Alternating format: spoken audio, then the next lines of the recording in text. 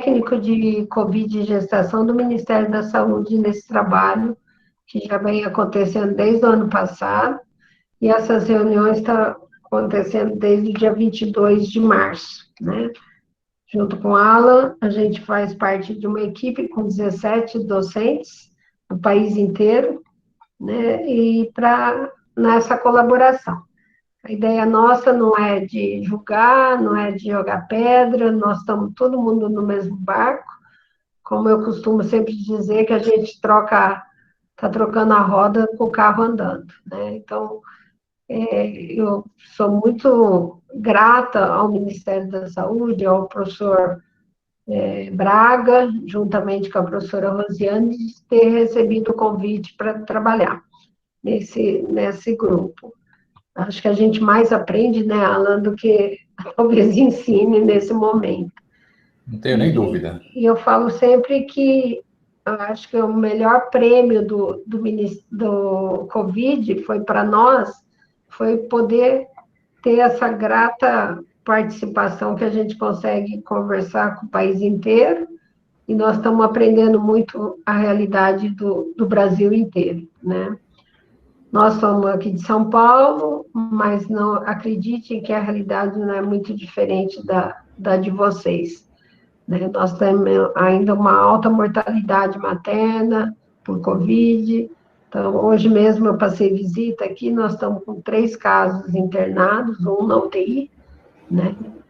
E nós somos um grupo de que a gente trabalha junto, a gente tem a parte dessa nossa participação, né, do Covid, mas a gente também está na linha de frente, e eu digo sempre que eu também estou na linha de gestão, porque eu coordeno uma maternidade em Bauru, que tem os mesmos problemas que vocês encontram.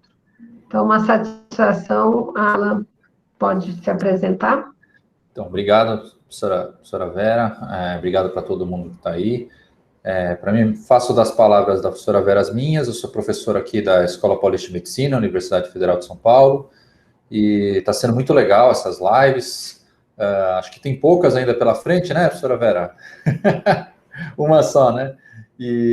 Mas eu acho que está sendo muito bacana, a gente aprende demais aqui, muitas informações interessantes, né? Queria aproveitar também para agradecer a Karen, que está sempre dando apoio para a gente, além do professor Braga, a professora Rosiane, que são nossos líderes aí. A Karen, um apoio muito legal, se não fosse ela, nada disso teria acontecido, né? E eu acho que muito bacana falar com vocês, e todo mundo que tiver qualquer dúvida, por favor, pode perguntar aí, que vai ser um prazer falar com vocês. Então, enquanto a colega não entra, eu vou mostrar os dados que a gente tem atualizados aí de Covid na gestação, tá? Todos esses dados são baseados no Observatório Obstétrico, né? Que pega os dados do CIVEP Gripe. Então, eu atualizei esses dados aí ontem, são dados bases de 8 de julho, né? Então, em 2020, a gente teve 459 óbitos maternos, então, entre gestantes e puérperas, sendo que 291 gestantes, 168 puérperas, né? Ainda permaneceram ali 207 casos com óbitos de gestantes por síndrome respiratória aguda grave não especificada. E em 2021 já temos aí 1.153, está quase chegando a 3 vezes aí a quantidade de 2020 já, em julho, né? Então é bastante preocupante. Total de 1.612 casos, sendo que a gente tem 307 aí no total de não especificados e 100 em 2021. Só que é interessante da gente demonstrar que em 2020 a gente teve uma letalidade de 5%, quase 6%. Em 2021, essa letalidade foi para 12% em gestantes internadas por síndrome respiratória aguda grave. E em puérperas, também dobrou, mas foi de 12 para 23, tá? O fato é que essa gravidade maior, ela é estranha, né? Porque se a gente vai observar a gravidade entre não gestantes, é o oposto, ela diminuiu. Por quê? Porque a gente aprendeu a mexer com a doença e tudo mais. Só que na grávida dobrou por causa da P1. Provavelmente a P1 é muito mais agressiva com a gestante do que a cepa inicial. E também o que a gente sabe é que quando a gente tem uma gestante grave, ali no terceiro trimestre a gente opera uma cesárea, isso libera citocina inflamatória e piora o prognóstico dela, a gente chega nesse número aqui de 23% de óbitos em puérperas internadas com síndrome respiratória aguda grave. A gente está atualmente com 44 óbitos maternos por semana em 2021. Esses dados são impressionantes porque eles realmente não caem, né? 44 óbitos maternos por semana é uma insistência nesse número, é incrível. E tem vários dados sendo atualizados no CIVEP Gripe de óbitos que aconteceram em fevereiro, março, principalmente, né? Muitos óbitos ainda sendo atualizados. E interessante que nessa última semana epidemiológica foram atualizados óbitos de 2020, tá? Acho que entraram 9 óbitos maternos de 2020 que não existiam. Do ponto de vista de internação em gestante, está aqui, a gente já teve 26.220 internações de gestantes com síndrome respiratória aguda grave entre 2020 e 2021, quase a mesma coisa nos 2 anos, né, de caso. Lembrando que a gente internou, e por Covid, tá? Isso só por Covid confirmado. Sendo que se a gente internou uma paciente dessa, precisa de isolamento dentro de uma maternidade, com atenção de obstetra, atenção ventilatória, a gente não tem essa capacidade. E aqui eu trouxe para vocês números da média móvel diária de óbitos maternos, que vem aqui, ó, isso baseado no CIVEP Gripe, e de casos, tá bom? De fato, os casos estão caindo, né, depois da vacinação aqui, olha que coisa interessante. Teve a vacinação e o número de casos internados em gestantes, olha, começou a despencar, né? Eu acho que isso é muito interessante, hein, para a gente observar. Também a gente pode falar que 70% dos óbitos em gestantes acontecem no terceiro trimestre puérperas, por aquilo que eu falei, né? Ela já fica muito mais grave no terceiro trimestre, a gente acaba operando ela, piora o prognóstico, né? Ponto de vista de comorbidade, a gente tem 28% delas que são das que evoluíram a óbito obesas, e aí, como dados não excludentes, a gente tem cardiopatia e diabetes como segundo e terceiro colocados, mas muitas obesas são hipertensas, muitas obesas são diabéticas, então dá um total de cerca de 50% de pacientes que têm comorbidades que evoluíram a óbito, tá? Materno, tudo isso. E do ponto de vista de dias de sintomas até a internação, os dados são relativamente semelhantes, cerca de 7 dias para internação, para cura, cerca de 15 dias, e para evolução para óbito, cerca de 20 dias. E os dados são semelhantes entre 2020 e 2021, as duas cepas não parecem dar essa diferença, né? E o mais impressionante, do ponto de vista do suporte ventilatório, se a gente tinha em 2020 11% delas que não tinham recebido nenhum tipo de suporte ventilatório que evoluíram a óbito, em 2021 a gente melhorou um pouco isso, mas no cômputo geral, nós temos aí que cerca de 30% das grávidas evoluíram a óbito e não foram intubadas. Isso é bastante assustador, isso, né? Então, imagina uma mulher grávida, com uma insuficiência respiratória e que não foi intubada. Isso é bastante preocupante, né? Se a gente for comparar com o pessoal de Israel, as 3 grávidas que morreram em Israel entre 2020 e 2021 no total, elas foram para ECMO, tá? Então, não teve nenhuma paciente que morreu em Israel que não tenha recebido suporte ventilatório avançado. Bastante diferente da nossa realidade, né? Tá bom? A colega entrou? Será? Não? Não, ela vai entrar, a Vanessa, pelo que a Karen escreveu aqui, está acabando de atender uma paciente Entendi. para apresentar o caso. Acho que a gente Tá. podia ir conversando enquanto não vem, né? Então, eu queria até, assim que a doutora Vanessa, até para colocar a situação dos nossos óbitos maternos, né? Que legal, Ida. Por favor. Aqui no Mato Grosso do Sul, acho que a gente podia colocar a última apresentação que a gente fez no comitê, até para vocês entenderem como que a gente está vivendo, até que a doutora Vanessa entre, tá? Fica à vontade. Sinta à vontade, pode apresentar aí. Tá, só um minutinho que eu já vou colocar. Tá bom. Se apresenta também, né, Hilda, nossa companheira aí de reuniões. Então, eu trabalho na política da mulher aqui no estado de Mato Grosso do Sul. Minha formação é enfermeira obstétrica, mas eu fiz depois epidemiologia, né?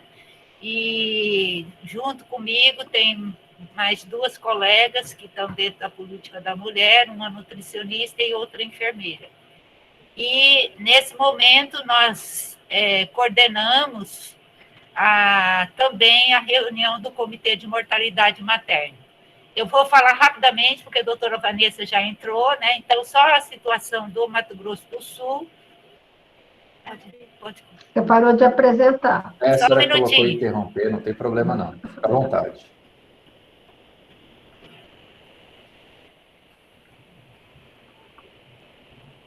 É no ocultar aqui para sair essa barra, não é no interromper. Isso.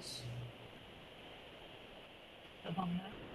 Pode passar. Então, a situação, aqui é uma série histórica desde 2017, né, que a gente tinha um registro de em torno de 20, nunca ultrapassando isso.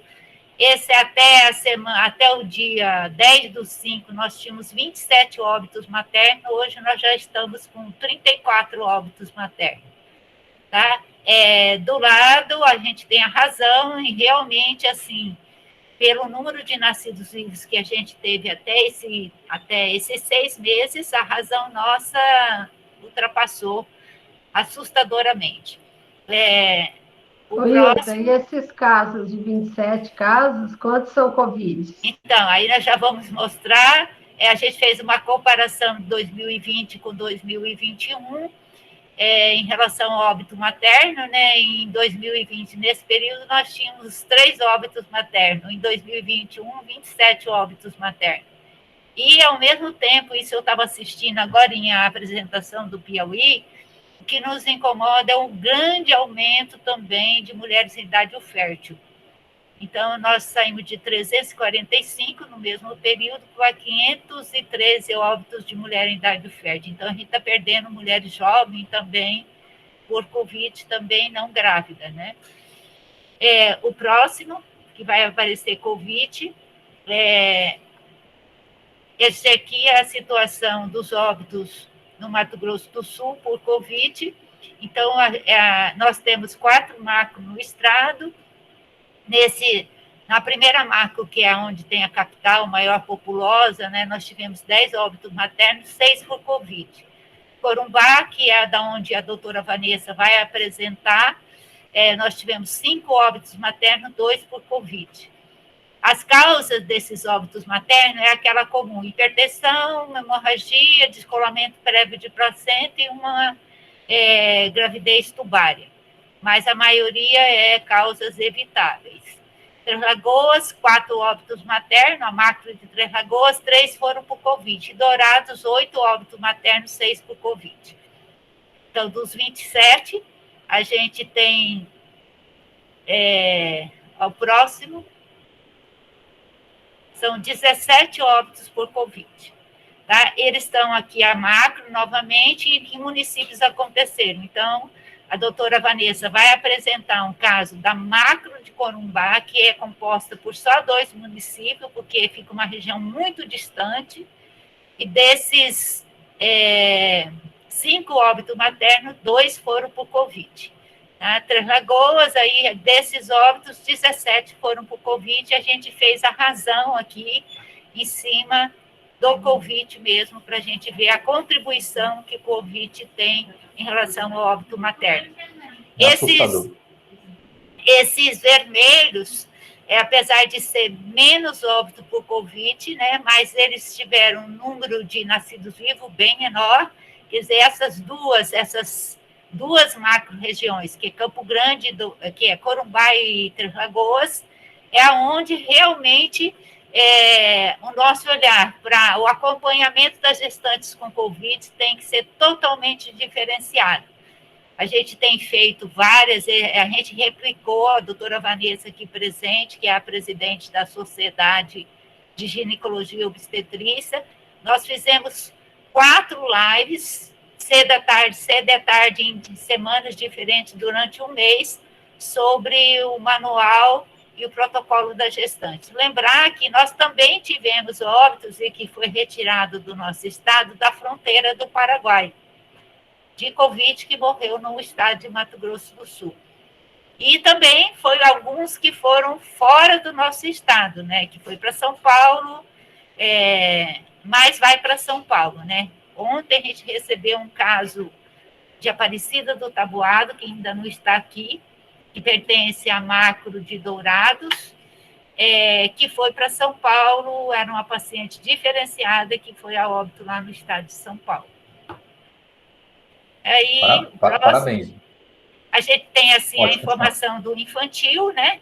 Realmente o infantil a mortalidade infantil está tendo um pequeno aumento, isso era de se esperar mesmo, né? Que mesmo que as gestantes não morram, a gente está vendo também um aumento da mortalidade infantil dessas gestantes que internam, né? O próximo. E aqui a gente faz um destaque, como essa apresentação é do comitê, quarta-feira a gente tem a reunião do comitê, quem não está investigando, quem não investigou nenhum óbito infantil, isso é uma cobrança frequente que a gente faz para eles. O próximo. Desses óbitos, a gente fala sempre do protocolo. Próximo. Aqui são as recomendações de uma maneira geral que a gente faz. A investigação dos óbitos, a realizar oficinas, monitorar diariamente via telefone as gestantes de qualquer sintoma, não é só gestantes de Covid, vincular a gestante de alto risco, atendimento da equipe multiprofissionais, verificar o serviço de referência dessas gestantes, rever o fluxo de atendimento, a gente tem cobrado muito isso dos profissionais, acompanhar as mulheres em idade fértil, os óbitos para diminuir as doenças crônicas, porque a gente está vendo que as nossas mulheres em idade fértil estão morrendo, a maioria, por hipertensão também, e bem obesa. E o material que, inclusive, a doutora Vanessa, aí, via Sociedade de Ginecologia, está fazendo material que vai ser doado para nós, né, doutora Vanessa? Para divulgar sobre a importância da vacinação das gestantes. E, por fim, desses óbitos infantis, nós tivemos 2 por Covid no estado. Então, era só isso, a doutora Vanessa já está aí. Obrigada aí pela... Parabéns pelos dados, viu, Hilda? Muito legal. Pelo ponto de ter... Vanessa, bem-vinda aí. Pode se apresentar, Vanessa, e a gente começa a parte da apresentação do caso. Acho que você está sem som.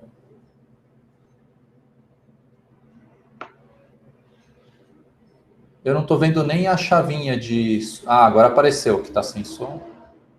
Só que a gente não está ouvindo. Talvez seja legal sair e entrar de novo, não sei.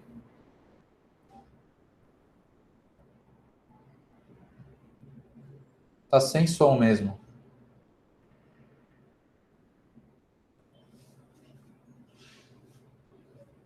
Vamos esperar ela voltar, né? Enquanto ela não volta, eu acho uma coisa interessante do que você falou. Às vezes a gente fica pensando assim, no meu município, no meu hospital, não perdemos nenhuma mãe. Ou perdemos só uma mãe. Só que a razão de morte materna, ela explica muito bem a situação. Então, assim, número de casos por 100 mil nascidos vivos, às vezes a gente fala assim, a razão de mortalidade, como você brilhantemente apresentou, acho que a gente tem que pensar um pouco diferente, nós, principalmente os obstetras, que às vezes não está acostumado com os números, né? Se eu tenho, sei lá, 1.000 partos no ano, ou 500 partos no ano, para ter uma morte materna que a gente considera que é pouco, ela tem que morrer em 10 anos, praticamente. A hora, assim, quanto tempo vai demorar para chegar nos 100 mil nascidos vivos de atendimento, né? Então, às vezes a gente faz, quando eu dou essas discussões em outros congressos, tudo, eu ouço muitas pessoas falarem, mas no meu hospital não morre ninguém, eu nunca vi uma morte materna.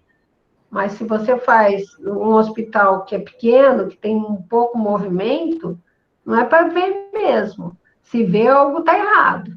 né? Então, e assim, realmente, o Covid está mostrando assustadores os casos de morte materna por Covid, mas a gente não pode esquecer que existe a morte materna, ainda continua morrendo gente de eclâmpsia, de hemorragia e de infecção, né? Então, acho que realmente é assustador os números, né? Então, no início aqui no nosso encontro, né, eu tentei sempre buscar municípios que era pequeno e que eu já estou há bastante tempo aqui, eu já tenho 10 anos rodado aqui no Comitê de Mortalidade Materna no estado, né? E são municípios que durante esses 10 anos não registraram, mas que agora registraram. Então, assim, foi muito importante eles apresentar o caso a nível nacional, porque isso despertou neles que eles precisam melhorar e que eles precisam ter outro olhar, porque às vezes falam, mas isso aí está longe da gente, né? Não está. Infelizmente, não está. Então, foi muito interessante. Assim, Maracaju, que é um pequeno município que apresentou aqui, eles readequaram. E agora a gente está nessa luta para que todas as maternidades façam o teste, né? Hoje a gente já teve a publicação da nota, e a gente está correndo atrás para que não falte nas maternidades. Fizemos uma conversa com os planos de saúde, então, mesmo nas maternidades que não é SUS, o plano de saúde está fornecendo. Então, agora, a gente acredita que, e com a vacina caminhando como está caminhando, a gente vai, eu acho que, dar uma parada um pouco nesses óbitos maternos por Covid, né? E a gente conseguiu aqui, e que acho que assim, foi um trabalho da sociedade, do comitê, que a gestante sem comorbidade não tem a exigência da declaração médica. Então, isso foi uma luta que a gente fez aqui, junto com a sociedade, junto do comitê, junto com outros movimentos, e isso a gente conseguiu passar. Então, hoje não é mais Estamos na mesma briga. Então, todo mundo assim, juntos. Agora a doutora Vanessa vai conseguir. Tudo bem, Vanessa? Pode se apresentar, Oi, me vendo? Agora ouvindo. Agora sim. Agora está ouvindo. Bem-vinda. Tem que entrar pelo Chrome mesmo, não tem jeito. O Safari não rola com o meu microfone. Isso aí. Gente, desculpe mais uma vez o atraso, mas vamos dar início. Então, na verdade, eu não faço parte da região de Corumbá, mas como eu me propus a apresentar esse caso justamente para a gente tentar avaliar todo o acompanhamento da gestante. Corumbá é uma cidade próxima aqui de Campo Grande, e eu queria começar falando para vocês sobre qual é a realidade dessa cidade, para que a gente possa entender as dificuldades do atendimento do local. Então, Corumbá é uma cidade que ela tem 112 mil habitantes. Para vocês terem uma ideia, ela tem uma fronteira seca com a Bolívia, e ela também tem uma região muito próxima ao Paraguai, mas é uma fronteira com a Bolívia, e ela está distante 427 quilômetros de Campo Grande. Então, quando a gente tem transferências de pacientes graves, normalmente esses pacientes vêm de avião.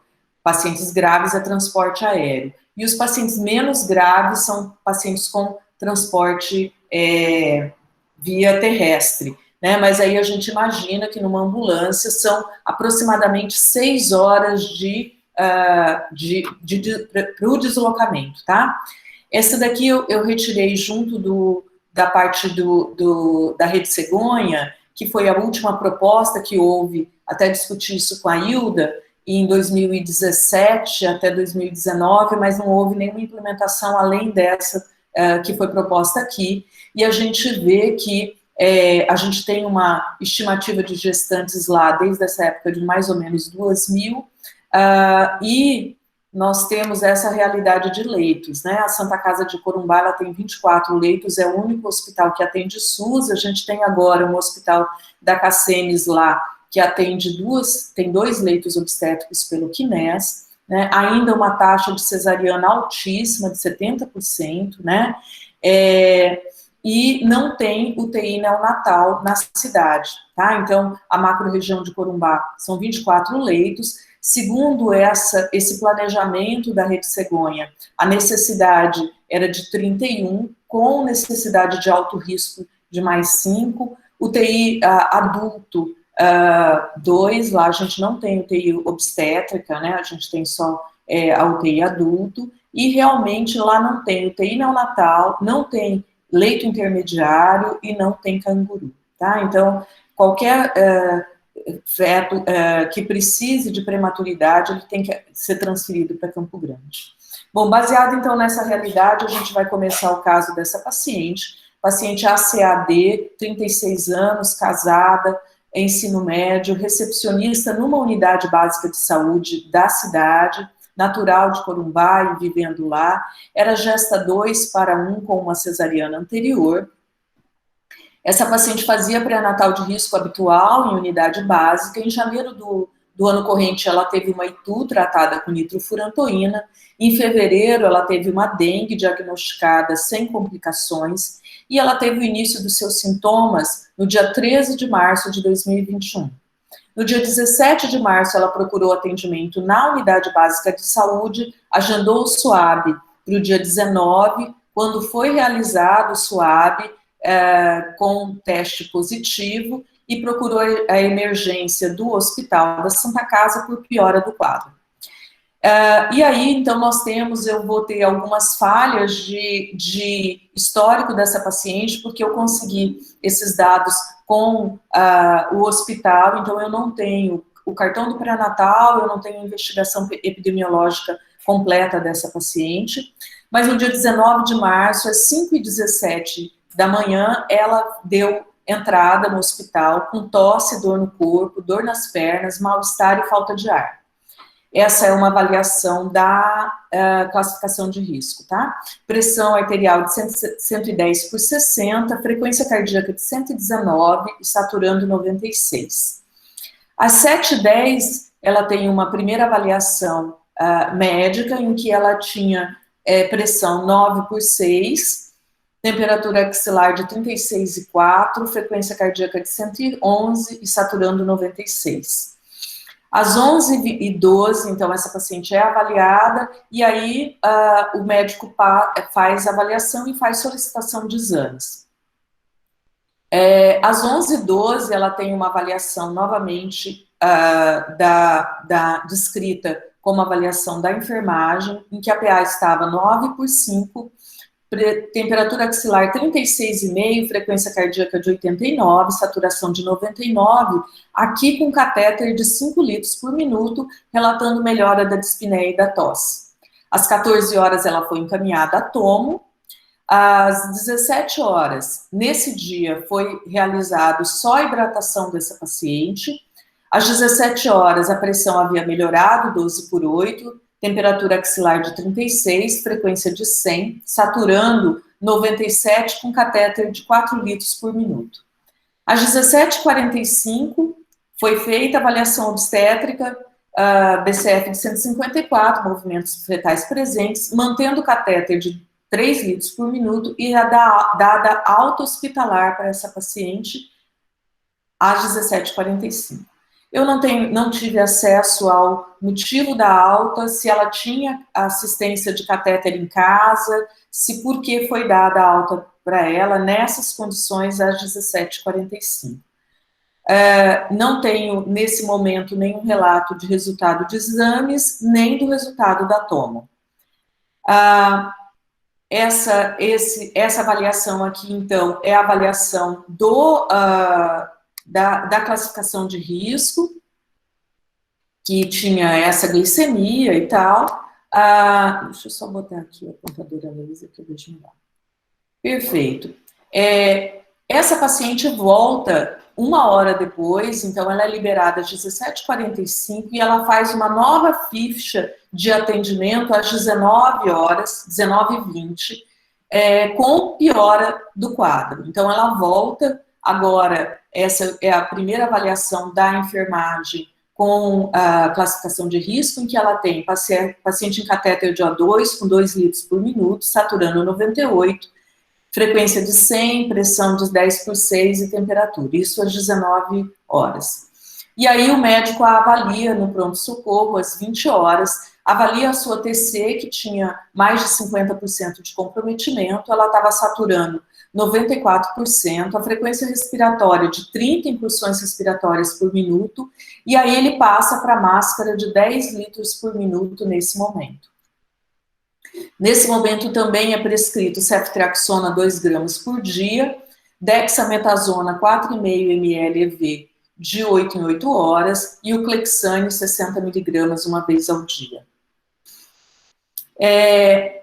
A paciente permanece entre o dia 19 e 20 aguardando vaga. Então, o que me passaram de como funciona o atendimento COVID em Corumbá, nesse momento, em março. Hoje eu não sei como está lá. Mas esse momento era assim, a paciente chegava no pronto-socorro e existe um setor COVID separado, pronto-socorro COVID.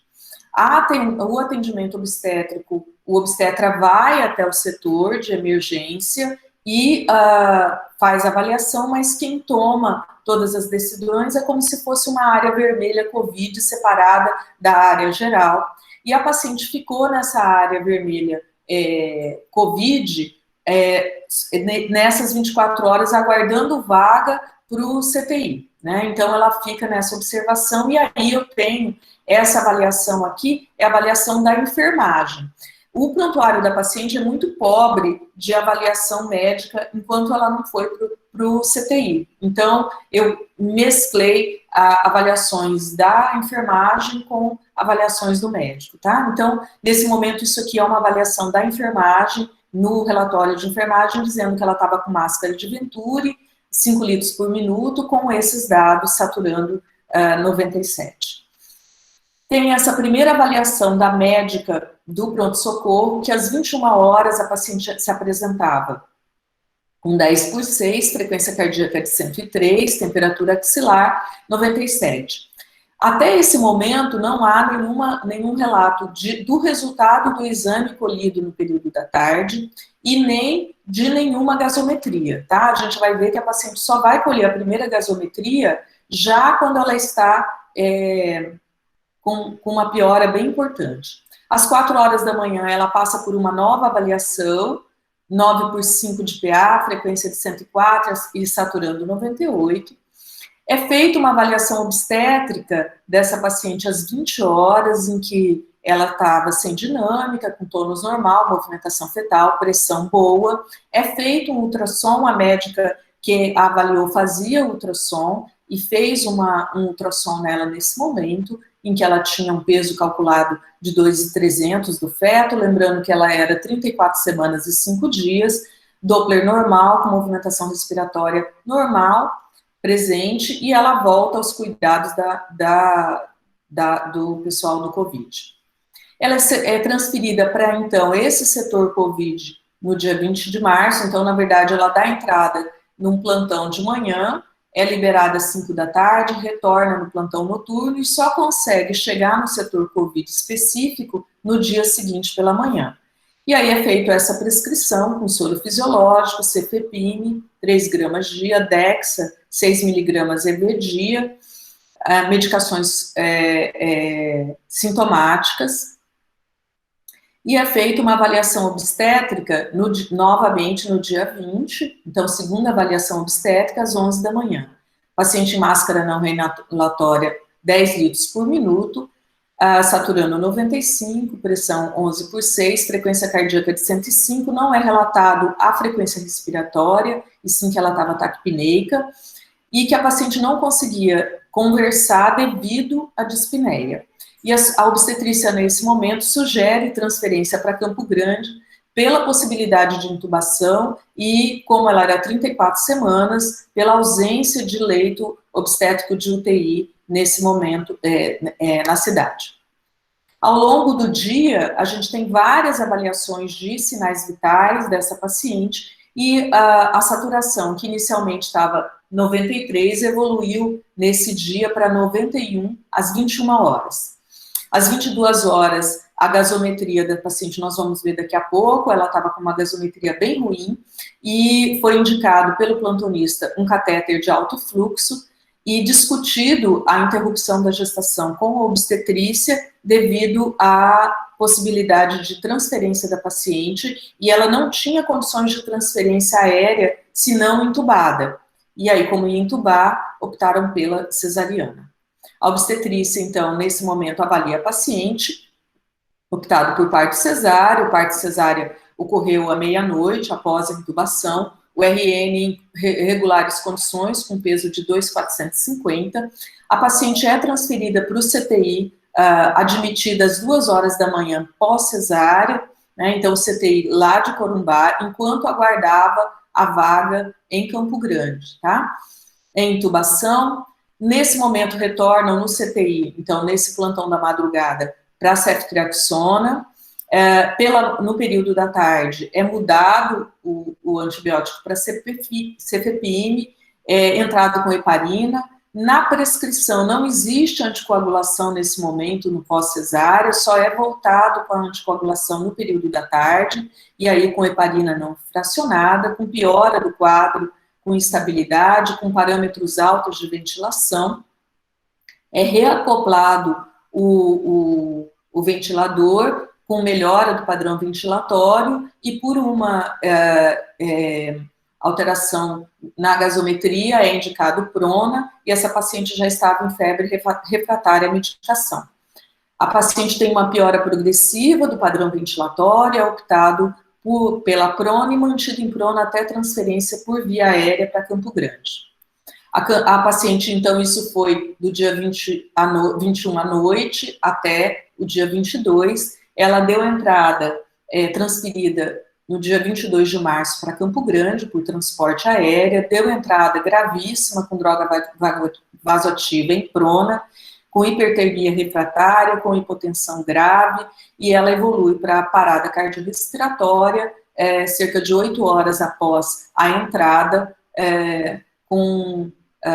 sem retorno, após 5 ciclos e 11 minutos da parada, foi declarado o óbito, então, no dia 23 de março.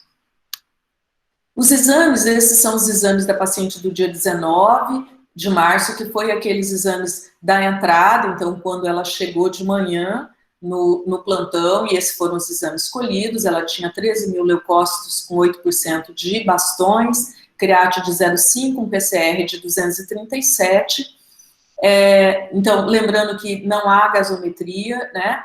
Dia 21 de março, essa paciente, isso daqui é o pré-operatório dessa paciente, ela tinha 19.000 com 18% de bastões, não foi colhido PCR, um dedímero de 820, e esse daqui, eu não peguei todos os exames, eu peguei só os exames que realmente havia alguma modificação. Esse daqui é do pós-operatório, quando ela foi para o CTI, em que ela mantinha 18% de bastões, tinha um PCR de 18, e em Campo Grande, essa foi a entrada dela, com PCR, também não há PCR, só um dedímero, 12,9, 25.000 leucócitos com os bastões. A primeira gasometria dessa paciente é no dia 22 de março, às 20 horas, em que a gente já tem aqui uma PO2 baixa, com PCO2 baixo ainda, uma saturação. No dia 21, essa foi o que indicou ele passar para o catéter de alto fluxo, que ela estava com PO2 de 69. Essa das 20h30 foi pós-catéter de alto fluxo, e aí foi quando indicaram a intubação e a paciente foi feita a cesárea, e esse daqui foi no dia seguinte, antes dela ser transferida para Campo Grande, que ela só conseguiu chegar aqui à noite, né? O que eu queria deixar de mensagem antes da gente começar essa discussão é que nós não apontamos dedo, né? Nós entrelaçamos mãos.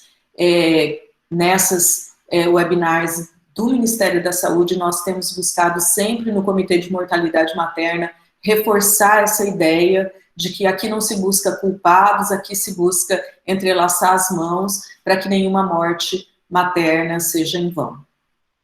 Essa é minha é a minha apresentação e eu me coloco à disposição para a gente começar as nossas discussões. Muito legal. Parabéns pela dedicação à apresentação do caso, viu, Vanessa? Assim, incrivelmente preparado, muito bem preparado mesmo.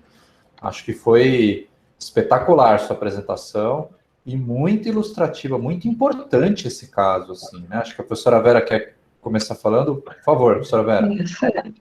Então, Vanessa, primeiro, parabéns pela apresentação, acho que, e pela coragem, né, de a gente apresentar um caso com desfecho ruim, né? No começo das nossas webinars, a gente percebia que as pessoas só traziam aquilo que tinha dado certo, né, que eu acho que é difícil, e assim, eu gostei do penúltimo slide, que realmente a gente não está aqui para apontar falhas, e sim para tentar ajudar, né? Então, eu não sei se tem alguém de Corumbá aí, né, na apresentação aqui no dia de hoje. Eu acho que seria extremamente importante a gente saber se tem alguém de Corumbá, até para a gente entender um pouco a realidade, né? Assim, Eu acho que é até legal que essa reunião chegasse até eles de alguma forma. Acho que seria tão legal se isso acontecesse. Isso, né? seria muito importante, porque o objetivo nosso não é realmente pôr dedo na ferida e acusar, porque eu acho que nós estamos nessa luta, ela não pode ser em vão, realmente uma morte materna não pode ser considerado algo que é para acontecer, que na realidade a gente sabe que a hora que morre uma mãe, destruiu uma família, então provavelmente essa paciente, eu não sei dados do bebê, mas ela deixou 2 filhos órfãos, né? Isso é muito ruim, é muito triste, né, a situação. Ó, a Giovana aí é de Corumbá. Depois, se você quiser se apresentar, Giovana, eu acho que é interessante. Eu queria só, antes da Giovana se apresentar, dizer que Corumbá faz parte do comitê estadual, e a reunião vai ser dia 14, e se for o caso, doutora Vanessa, se a Giovana se comprometer, a gente poderia voltar esse caso no dia da reunião, porque é uma maneira de estimular eles a reestruturar o comitê lá, né? Porque eles estão agora com essa proposta. Então, vou fechar o microfone para... Que legal. Giovana, você quer se apresentar?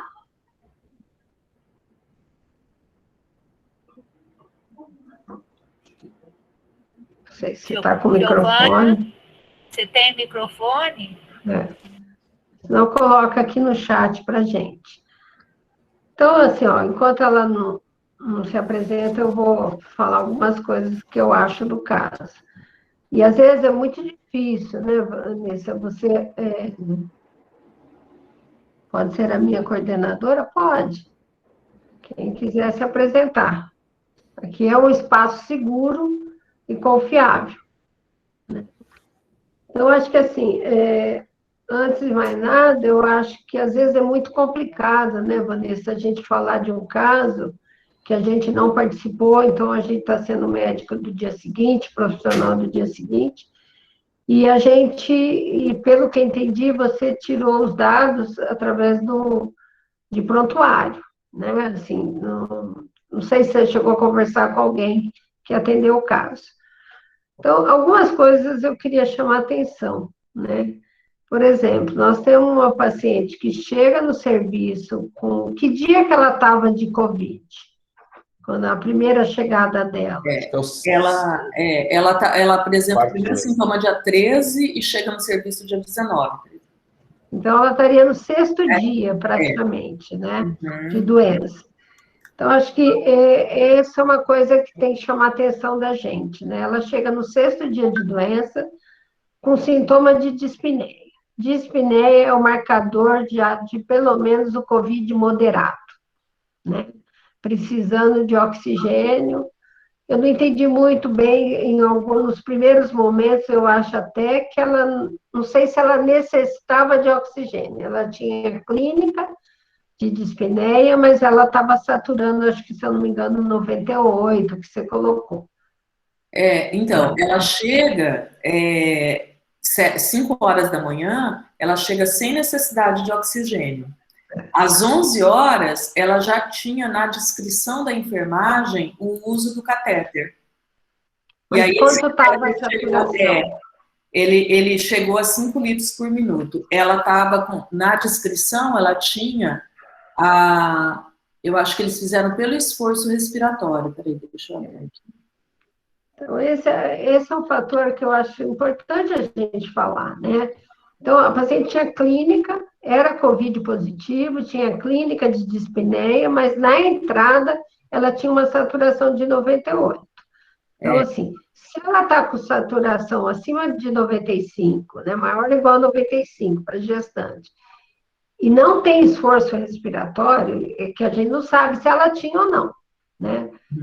Só pela saturação, pela frequência dela, não indicava naquele momento o uso de oxigênio, tá? Mas talvez indicasse, porque a gente viu a evolução piora, né?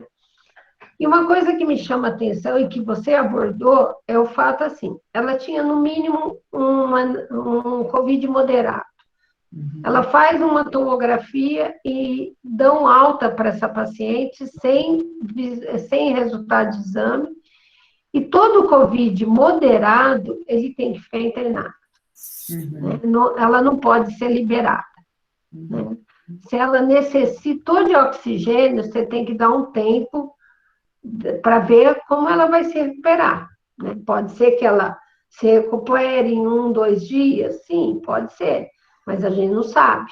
Enquanto a gente não souber, eu sempre comento com as pessoas que, assim, eu prefiro lidar com uma situação de não ficar nessa dúvida, se eu tivesse feito isso, se eu tivesse feito aquilo, eu prefiro fazer, para a gente, pelo menos, ficar em observação ao paciente e o seu microfone está ligado.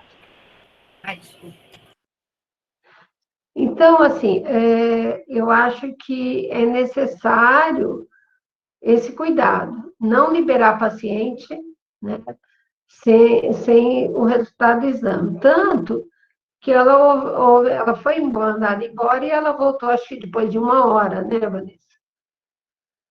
Pelo que você apresentou. É isso mesmo, ela voltou em 1 hora. Então, assim, ela provavelmente era um caso moderado para grave, nesse momento. Né? Então, uma coisa importante de a gente saber é que, assim, se ela tem um quadro moderado, ela teria que ficar internada pelo menos numa enfermaria COVID. Né? E uma coisa que eu gostaria de chamar a atenção, se você trabalha num lugar que o acesso à saúde ou acesso à transferência, que nem esse caso, ela demora para acontecer, ela tem que ir de avião, enfim, de qualquer transporte, mesmo que fosse o transporte terrestre, demoraria 4 horas, naquele momento que ela foi internada, reinternada, que estava necessitando de oxigênio, era o momento da transferência. Por que eu estou dizendo isso? Porque os casos de Covid que a gente tem estudado aí nacionalmente, a gente vê que as gestantes, elas pioram muito rapidamente. Né? Ela evolui de uma forma diferente do que uma não gestante e mais rápido.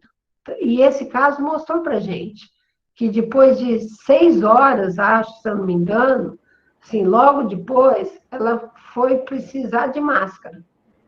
E depois, no dia seguinte, ela precisou de uma intubação. Que eu acho que até que a intubação deve ter ocorrido tardiamente. Ela teria que ter sido intubada logo que ela estava ali com a saturação de 90, 91 de oxigênio, porque gestante, a gente precisa de uma saturação acima, maior ou igual a 95, porque senão elas não oxigenam o feto da forma que a gente precisa. Vou colocar então, o slide assim, eu acho que... Pode pôr, Alan. Então, isso é uma coisa importante de a gente pensar, né? Então, aí está no caso a gente estava frente a uma paciente com moderada, né? O leve, sem dispneia, então sintomas gripais normais, tá? A gente tem indicado até assim, volta um pouco. Voltei.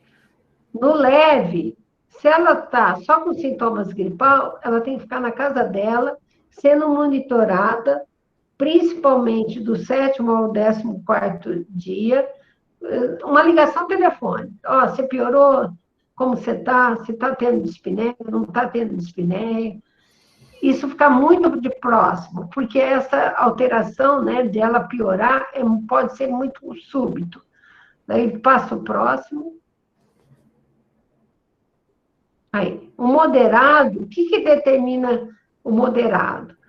A dispneia é o principal fator, e com a saturação menor que 95 e frequência respiratória maior que 24, né? Nesse caso, ela tinha dispneia, então ela tinha que ficar internada. A necessidade de entrar com antibiótico, isso, na maioria das vezes, a gente tem visto que casos moderados acaba precisando do antibiótico, né? E o corticoide aí, né, como você falou, acho que não estava com corticoide. Eu não sei, ela precisava estar no 7º dia para a gente pensar no corticoide, né? Então, eu não sei exatamente quando que entrou com corticoide para ela. E o uso do anticoagulante é necessário. Então, tanto o corticoide quanto o anticoagulante, a paciente tem que estar internada. E o corticoide, especificamente, tem que ser depois do 7º dia. Por que não antes? Porque antes ela ainda está numa fase de replicação viral e o corticoide exacerba essa replicação. Então, ao invés de melhorar, ele pode piorar. Quando ela entra na fase pulmonar, que é a partir do 7º dia de sintoma, que daí o corticoide é benéfico, né? E daí depois, acho que o Alan até pode falar da parte da dexametasona como corticoide. Sim. Também para maturidade pulmonar. Sim. E no próximo, Alan, pode passar o próximo, é a parte dos sintomas graves. Como que a gente detecta sintoma grave? Eu falo que a hora que a paciente está cianótica ou está com a frequência alterada, eu brinco até que o porteiro faz esse diagnóstico, né? A gente precisa prever isso. Então, o paciente que está com saturação menor que 95, com a frequência acima de 30, né, com a relação de PaO2 e FiO2 menor que 300, ou cianose. E quando a gente vê isso, são as condutas. Então, você entra com o catéter nasal, primeiro momento da necessidade do oxigênio. O catéter nasal, a gente tem indicado até 5 litros, no máximo 6 litros por minuto. Se, mesmo assim, ela ainda continua com a saturação ruim, tem que ir para a máscara. Ou a máscara de Venturi ou a máscara não inalante. Não melhorou? Tem que ir para o catéter nasal de alto fluxo. Nem todo serviço tem catéter nasal de alto fluxo. Você não tem isso? Então você tem que ter o CPAP ou BIPAP. Não tem isso? Ela tem que ser entubada. E assim, a pronação, ela sempre tem a sua indicação. Eu sei que o serviço é difícil fazer pronação quem não tem experiência, né? Paciente que está sendo cuidada pelos clínicos. Mas a gente tem que propor isso. Essa conversa entre obstetra e clínico, ela é extremamente importante nesse momento. E talvez seja a coisa que vai ficar para o futuro. Essa é a aproximação entre clínicos, né, intensivistas e obstetras. Então, acho que, assim, nesse caso, eu vejo duas situações que poderiam ter mudado o prognóstico dessa mulher. Não sei se mudaria, né? Não liberá-la no primeiro momento, né? Não liberá-la no primeiro dia aí que ela estava necessitando de oxigênio, ela não tinha que sair do hospital, ela tinha que ser mantida no hospital.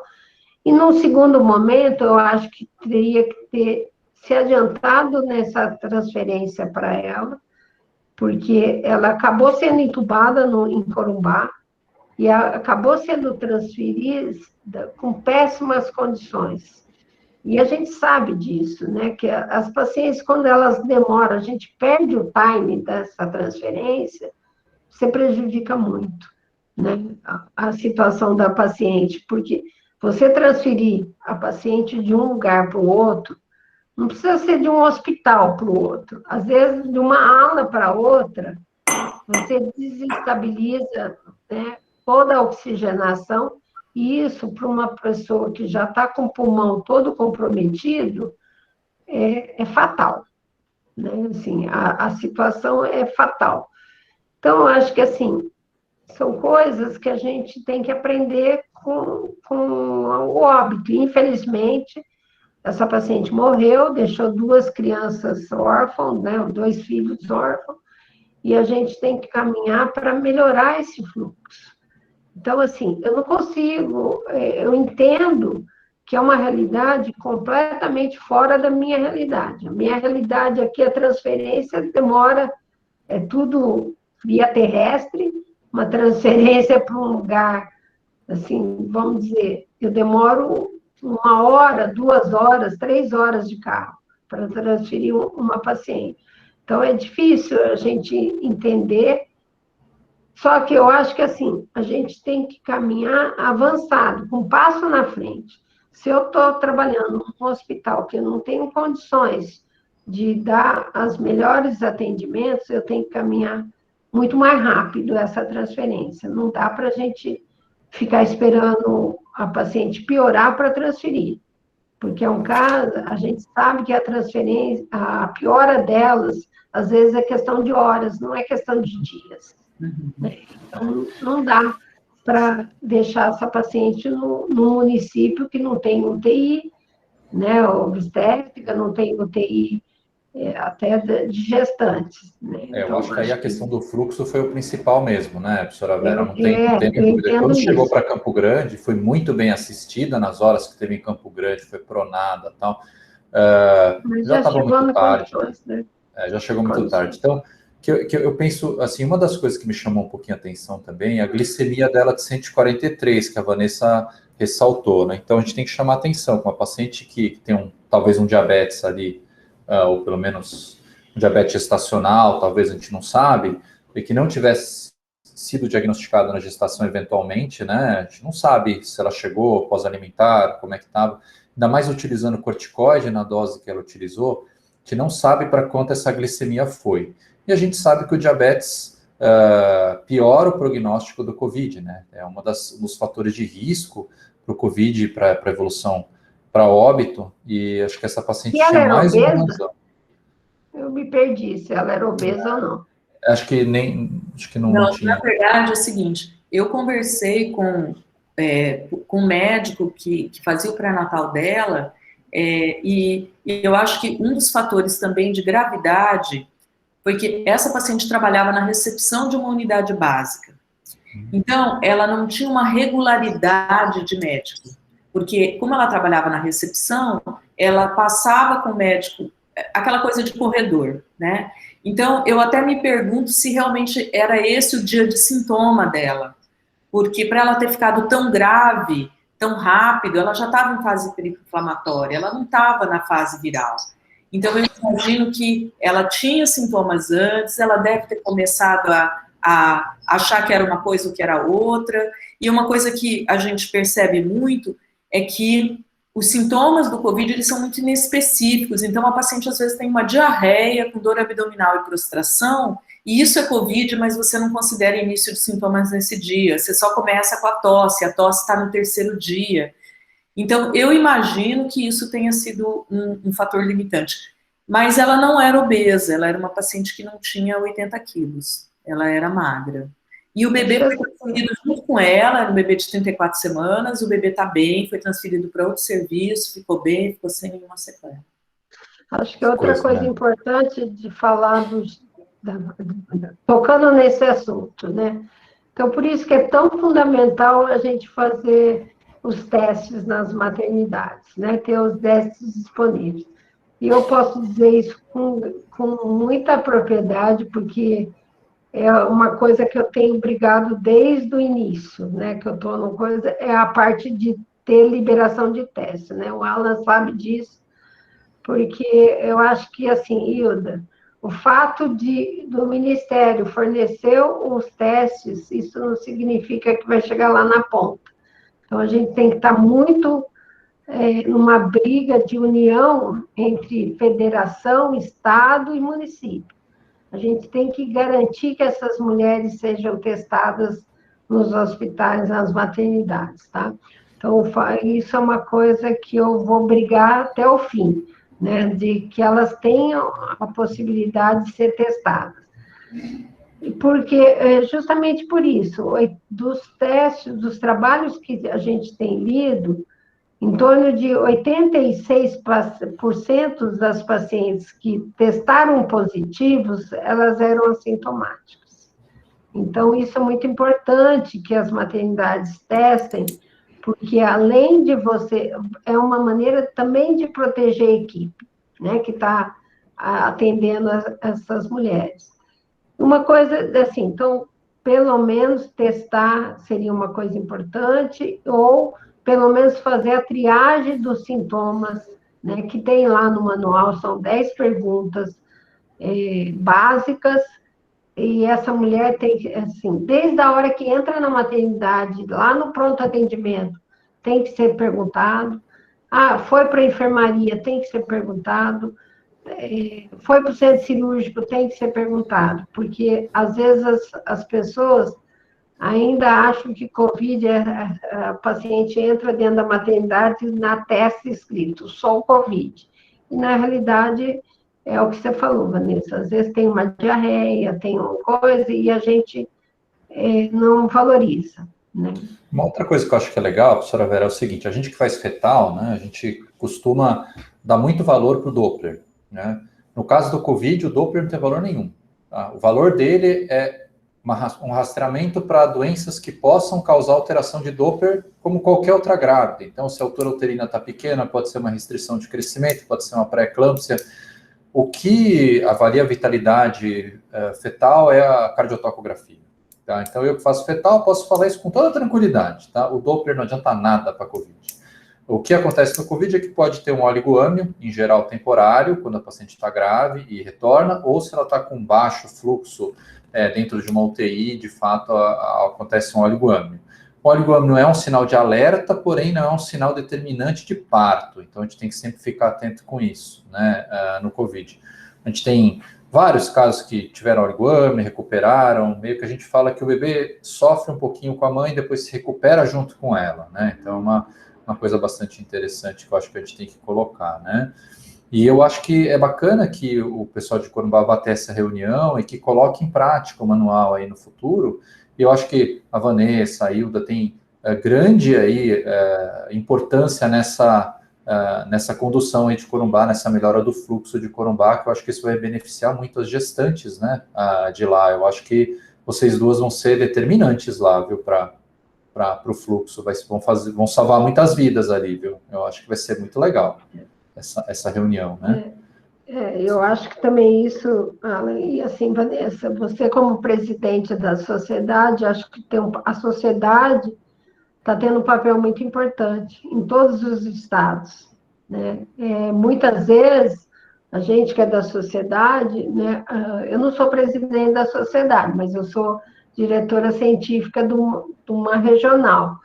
E, às vezes, a gente direciona para a Secretaria de Saúde do Estado algumas eventuais fluxo em termos de esquema de vacinação, né, de fazer a campanha para que os profissionais incentivem as mulheres a ser vacinadas, porque teve muita fake news e as pessoas estão ainda muito... Eu acho que o número de vacinados ainda está baixo. Eu não sei o estado aí de vocês, o estado de São Paulo, a gente está com uma taxa de vacinação em torno de quase 50%, que eu considero baixa. Né? Eu só vou ficar feliz na hora que eu tiver todas as gestantes vacinadas, né? Porque eu acho que a única proteção, né, para a gente diminuir a morte materna por Covid, é a vacina. Não tem outra situação, né? Vacina com isolamento, todas as medidas de segurança. Mas enquanto a gente não tiver esse povo vacinado, a gente ainda vai ter muita morte materna. Concordo 100%. Né? E uma coisa que eu acho legal de dizer, né, que eu acho que também em relação à vacinação, que eu acho que a gente acabou de tocar no ponto aí, existem algumas fake news falando sobre prematuridade, vacina, óbito fetal e vacina, abortamento e vacina. Né? Então, vamos ser claros aqui. Quando a gente tem uma gestação, a primeira coisa é que a gente sabe que ao redor de 10% a 30% evoluem para abortamento. A gente já sabe disso dependendo da idade da paciente. A gente sabe que 11% das grávidas, elas têm parto prematuro. No Brasil, dependendo se ela não fizer pré-natal, vai para 19%. Tá? Então, assim, dizer que a paciente, 75% das pacientes não chegaram até o final da gravidez, poxa, é claro, né? A maioria abortou, teve parto prematuro antes, e fora aquelas que não foram computadas no trabalho, que ainda estavam grávidas. Ou seja, é claro que não vai ter 100% das gestantes chegando até o final da gravidez no trabalho. Então, precisamos tomar cuidado da maneira como se expõem os dados. Eu acho muito mais fácil falar para a paciente o seguinte: vamos abrir o site do CDC juntas? Vamos pegar aqui, vamos pegar junto. Abre o site do CDC, coloca nos dados de vacinação e mostra para ela o V-Safe, que são os dados de vacinação lá dos Estados Unidos. E eles comparam os dados históricos de abortamento, de óbito fetal, de prematuridade, com os dados das pacientes que vacinaram. E são iguais, tá? E a gente tem que dizer, a vacina não veio para solucionar o problema do aborto habitual, não veio para solucionar o problema da prematuridade, que é o que eu luto, que é a minha área de estudo, né? Dando antibiótico, quando a paciente está com suspeita de infecção, fazendo cerclagem, botando pessárea, progesterona, mesmo assim te diminui muito pouco a prematuridade. E não vai ser a vacina que vai resolver isso, né? A vacina é para Covid, né? Ela vai diminuir os prematuros por Covid, isso eu tenho certeza. Então, ela já está fazendo o seu papel. Então, essa é a primeira coisa. Vamos abrir junto o site do CDC e a gente explica para as pacientes o que é realidade e não o que está no WhatsApp ou o que está no Instagram, né? Acho que essa é uma estratégia muito legal para a gente adotar com as pacientes, né? Segunda coisa é dizer para elas quais sociedades referendam a vacinação para paciente de alto e baixo risco para COVID, que são quem? O CDC, o American College dos Estados Unidos, o Royal College do Reino Unido, a Sociedade Australiana, a Sociedade Canadense, a Sociedade Europeia, a Sociedade de Ultrassom e Ginecologia e Obstetrícia, a Febrasgo e a SOGESP. E aí todas as federadas que já referendaram a vacinação de alto e baixo risco. Eu acho que mostrar isso para ela é falar o seguinte: olha, e aí eu, como obstetra, como eu vou contra todas as sociedades baseado no achismo? Não é assim. A gente tem evidências científicas que seja para o paciente usar a vacina, para fazer a vacinação. A gente está referendado por todos esses comitês de especialistas e por opiniões de sociedades, inclusive as nossas sociedades. Ou seja, como é que o obstetra, na ponta, vai contra todas essas pessoas, entidades e evidências científicas? Eu acho muito difícil, nesse momento, a pessoa ir contra a vacina. Eu acho muito legal mostrar isso tudo para ela. E eu acho que é importante, aí o papel da sociedade, viu, Vanessa? Porque, assim, às vezes o obstetra que não está atualizado, que não tem essa facilidade em atualização, às vezes não dá vacina por medo, né, por insegurança. Então, eu acho que aí é o papel da sociedade de a gente informar essas pessoas que a vacina, com certeza, ela é mais segura do que não vacinar. Né? Assim, então, aí os dados mostram da alta mortalidade ainda, né? E uma outra coisa que às vezes eu tenho discutido isso em algumas lives, no primeiro trimestre deve vacinar, vai levar malformação? Eu sempre falo assim, a porcentagem de contaminação no primeiro trimestre, ela é baixa, assim, de contaminação não, de gravidade, né? Só que se ela ficar grave, ela pode morrer, Então, não adianta, eu estou preocupada com de ela receber a vacina e ter um neném mal formado. E eu já estou preocupada um pouco diferente, eu estou preocupada de ela não receber a vacina, pegar Covid e morrer. Né? Daí isso vai dar ruim, né? Que nem a gente fala. Então, acho que assim, o papel nosso, enquanto sociedade, enquanto aqui nesse grupo, é estimular a vacinação em todo mundo. E uma coisa que é importante a gente falar, e o Alan mostrou isso nos slides antes da Vanessa fazer a apresentação, é que 50% das pacientes têm comorbidade, né? Nenhum fator de risco para pegar Covid, e pegaram e morreram. Então, é um valor, isso, através desses números, que a gente tem estimulado que as pacientes sem comorbidades sejam vacinadas. Que 50% delas que morreram não tinham nenhuma doença, não tinha hipertensão, não tinha diabetes, não tinha obesidade. Elas morreram simplesmente, né? É importante se alguém quer fazer alguma pergunta.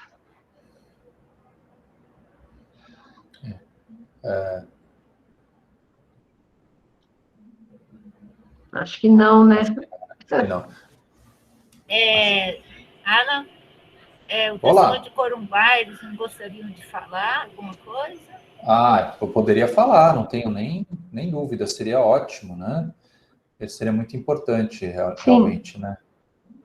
E lembrando que a gente não está aqui para jogar pedra em ninguém, não, hein? A gente também está na linha de frente, a gente tem as mesmas dúvidas e problemas, né? A gente está tomando pedrada também, né? Nossa, a gente está aqui, não tem teste para fazer, a gente está sofrendo com isso. Como é que faz teste de isolamento se não tem teste, né? É uma coisa muito louca isso que está acontecendo. Eu vou isolar como, né? Aí eu perguntar com quem a senhora entrar em contato, com um monte de gente, né? E aí eu vou testar todo mundo como, né? Não tem como testar. Então a gente já está numa situação muito ruim mesmo, todo mundo junto, né? Mesma roubada aí, né? Não tem o que fazer. A gente está fazendo o que dá, né? Pessoal de Corumbá quer falar? Acho que o pessoal não quer falar, mas acho que na reunião vai ser muito bacana. Acho que tanto a Vanessa quanto a Ilda vão ter um papel, assim, eu acho que fantástico para a melhora do fluxo e para redução de internação, de evolução de gravidade e de morte materna nessa região toda, né? Porque acho que se a gente começar por Corumbá, a gente consegue ampliar para as outras cidades da região ali. Eu acho que vai ser fantástico acertar esse fluxo, pode servir como modelo para a região, né? Então, vocês vão ter um papel determinante para a redução de morte materna local. Eu fico muito feliz, assim, pela iniciativa e só tenho a parabenizar, porque, e principalmente a Vanessa e para a Ilda, né, trouxe dados maravilhosos, a Ilda, a Vanessa trouxe um caso aí muito bacana, muito bem feito, ilustrado, e eu sei da dificuldade que é buscar dados, né? Então, você está de parabéns pela dedicação, por procurar os dados e fazer um caso tão bacana para a gente aqui, e tão rico, né? Para mostrar aí coisas que a gente pode errar no nosso dia a dia mesmo, de maneira não intencional, né? Para a gente não errar mesmo, tem que estudar aí o manual, que acho que a gente vai acertar. Né? E uma coisa que a gente tem falado muito, Alan, nessas reuniões que a gente fez só para as macro-regiões, é que o lidar com o Covid não exige tecnologia, né? A gente tem uma impressão de que você precisa de muita coisa, e na verdade a gente precisa contar a frequência respiratória, né? É uma coisa que nesse prontuário eu achei uma vez frequência respiratória, tá? Então assim, a gente não conta a frequência respiratória, a paciente gestante, ela faz saturação com taquipneia muito alta, então ela faz frequência respiratória de 40, saturando 97. Então, se a gente se atentar só ao 97, não contar a frequência, a hora que ela fundir, ela funde mesmo, ela vai para o tubo, né? Então, assim, eu salientei que a paciente não tinha gaso, mas ela não precisava de gaso, né? A gente não intuba a paciente baseado em gaso, a gente intuba a paciente baseado em desconforto, né? A paciente não precisava de resultado de tomo, porque às vezes a paciente está instável e ela não precisa ir para tomo, você intuba a paciente sem tomo, né? Então, assim, o que a gente quer mostrar, até porque Corumbá realmente é uma cidade que fica muito isolada e que ela tem fronteira e ela recebe muita Bolívia. E aí dá sempre a sensação de que não, eu preciso mandar para Campo Grande, porque é em Campo Grande que tem as coisas, mas só chega em Campo Grande ou depois de 6 horas de ambulância, ou depois de um voo de quase 2 horas. Então, quer dizer, não, eu preciso só contar a frequência respiratória, eu preciso não deixar a paciente embora. É isso que a gente tem falado muito. Olha, como uma conduta para serviço não pode ser a conduta do meu plantão, porque a Vanessa é louca neurótica e mantém todas as pacientes internadas. Aí o plantão do João manda todo mundo embora porque a Vanessa é louca. Então tem que ser uma conduta do serviço, e para isso a gente tem que só se organizar, a gente não precisa de tecnologia, é isso que a gente tem salientado muito, e a gente vai fazer a oficina em Corumbá, e se Deus quiser a gente vai conseguir sensibilizar para que a gente possa dar uma melhoradinha, passos pequenos, né? Passos pequenos. Concordo plenamente, Vanessa. E às vezes as pessoas acham assim, o protocolo atrapalha. Não, o protocolo é para ajudar. O protocolo é para dar segurança para todos os profissionais que estão ali na linha de frente, bater o olho e ver o que tem que ser feito, entendeu? Porque às vezes a gente tem a sensação, lá vem o pessoal do protocolo, né? Mas não é, o protocolo é para dar subsídios para as condutas, as melhores condutas possíveis, né? E eu acho que é difícil mesmo estar na linha de frente, é difícil estar num lugar onde eu não possa conversar muito, né? Não tenho com quem dividir minha angústia num momento tão difícil que a gente está vivendo, né? Está todo mundo com a saúde mental abalada, eu falo que a gente tem que aprender a nos perdoar e a perdoar os outros. Então, é um momento que a gente tem que fazer o melhor. Eu acredito que o pessoal de Corumbá estava se dando o melhor deles. Mas, às vezes, o nosso melhor não é o melhor. E isso que a gente tem que sempre se rever os nossos conceitos. Eu falo que o Covid veio para isso. O Covid está nos ensinando que a vida o fio da vida é muito tênue. Então, as situações, assim, hoje, o que a gente começou a falar de Covid o ano passado, já mudou muita coisa. Da vacina também mudou muita coisa. Então, assim, hoje é essa a verdade. Isso não significa que na semana seguinte vai se manter essa verdade. Né? A gente está vendo muita mudança. Nós, desse grupo, vocês têm uma ideia, a gente se reúne quase toda semana, porque as coisas mudam, né? Estão mudando muito. Então, a gente tem que se adaptar. É o que tem para hoje. E o que tem para hoje, que eu sugiro para Corumbá, é acertar o fluxo. Né? Acertar o fluxo e fazer os protocolos funcionar. Todo mundo ter a consciência dos protocolos, mas eu acho que o principal é acerto de fluxo. E vacinar todas as grávidas. Isso, bem lembrado. Eu sou louco da vacina, né? Quanto está a taxa de vacina de vocês? Vocês têm ideia? Das gestantes? Então, Campo Grande, a gente está com em torno, se não me engano, em torno de 40%. Mas o estado, eu não sei se a Ilda tem uma cidade. Doutora Vanessa, eu não olhei do vacinômetro, eu posso falar coisa que não é verdade. Na realidade, a gente tem todo um site que você pode olhar diariamente, eu não olhei ontem. Acho que eu vou colocar uma coisa legal. Estimular isso. Sim, e eu vou até colocar, eu gosto muito de estudar essa parte vacinal também, só para o pessoal que fala, não, vou escolher a vacina, se eu vou tomar Coronavac ou se eu vou tomar Pfizer. Eu vou contar uma coisa para vocês que é muito legal de saber, né? Se a gente for contar pela tecnologia em si, a probabilidade da Coronavac ser mais eficaz contra a Delta a longo prazo talvez seja até razoável, e para novas variantes principalmente, porque a Coronavac foi feita com o vírus inteiro, tá? Então, isso é muito interessante de escutar o pessoal que é imuno falando, né? Então, eles falam que teria mais lógica a longo prazo da Coronavac ser resistente a novas, ser eficaz contra novas cepas em relação à vacina de RNA. A diferença é que a vacina da Pfizer parece que ela é facilmente modificável ao longo do tempo e a Coronavac não. Então, eu acho que a longo prazo a Pfizer vai se modificando e vai se adaptando às mutações que vão ocorrer. Tá? Outra coisa que eu acho legal falar, não, a vacina da AstraZeneca é menos eficaz que da Pfizer e a Coronavac é menos eficaz que a AstraZeneca. Relativo isso, por quê? Porque a gente tem um estudo muito interessante mostrando a diferença das vacinas com a população que foi estudada. E no final das contas, se a gente usa esse tipo de comparação entre a população que teve mais incidência de Covid e a que teve menos, a gente viu que, por exemplo, a Pfizer utilizou uma população com 0,9% de incidência de Covid, e a Astra usou com 1,9%.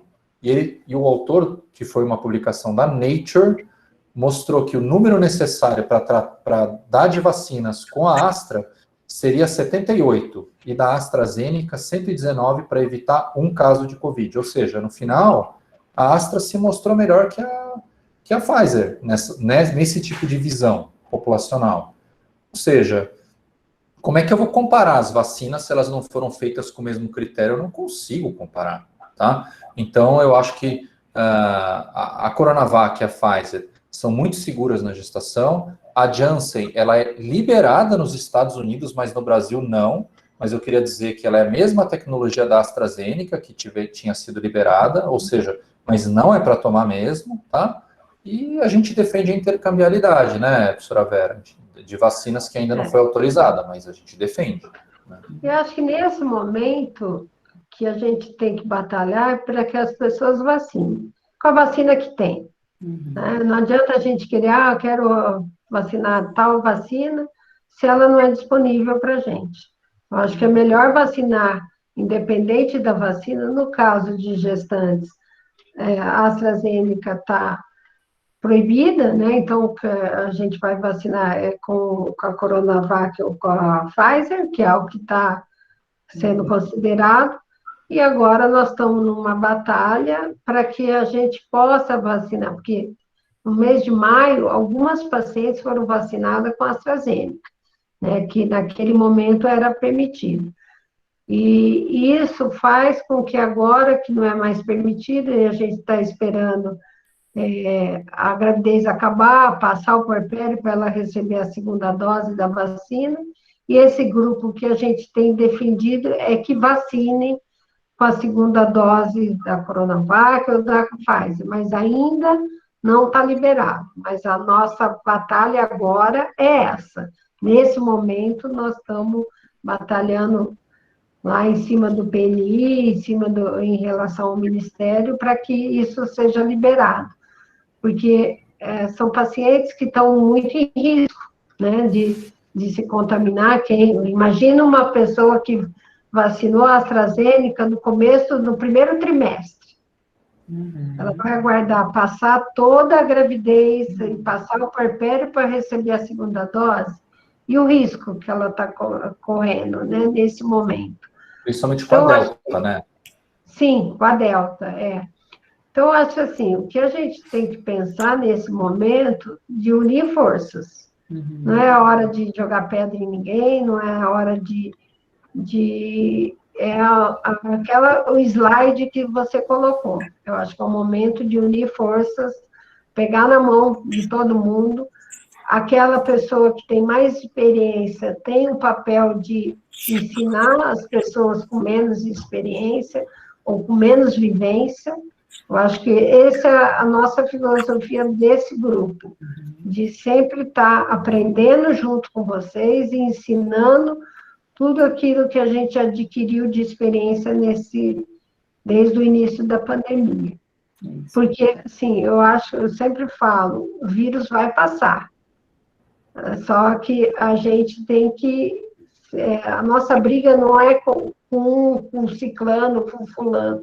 Nossa briga se chama coronavírus, né? O resto, a gente vai ficar, né? Então, a gente tem que unir forças mesmo. Eu acho que se não tiver mais pergunta, né, Alan, a gente pode... Acho que sim, está avançada a hora, né? Então, obrigado aí. Vou me despedindo, agradecendo a sua participação, a sua apresentação, acho que foi muito importante, né, a nossa conversa, e estamos disponíveis aí para ajudar. Eu só queria, antes da gente encerrar, dizer que está disponível aí toda a informação de vacina, inclusive de gestante, então chama vacinômetro. Então, a gente sabe todas as vacinas que foram feitas pela AstraZeneca, dose, em que trimestre, em todo o grupo etário, inclusive de gestante. Então, legal, muito quem bacana. tiver interesse é só entrar aí no site da Secretaria, que é o www.saude.ms.gov.br, e aí entra a informação de Covid lá, e aí vai direto no vacinômetro. Dentro do vacinômetro tem toda a informação de vacina por município, por região, por grupo etário. É só você filtrar ali que grupo etário você quer. Se é gestante, tem específico, inclusive, de cada vacina que é feita, se é primeira dose, segunda dose, tudo direitinho. Então, o que a doutora Vanessa está falando, está aí na frente, o Estado, quantos foram vacinados, né? E aí, se a gente quiser saber específico de cada grupo populacional, já tem aí também. Aí que tem legal. os mapas, tem tudo. Bacana. Tá? Então, está disponível para qualquer pessoa que quiser ver isso, o quanto que está em cada local, está aí disponível. Bacana. Eu acho que é isso aí. Vamos estimular todo mundo a ser vacinado, cada um tem que fazer seu papel, seja o médico, enfermeiro, todo profissional de saúde aí tem que estimular as pessoas a tomarem vacina e as gestantes. Sempre essa informação é necessária. Obrigado, gente. Tchau. Até mais. Tchau, tchau. Obrigada, até mais. Tchau.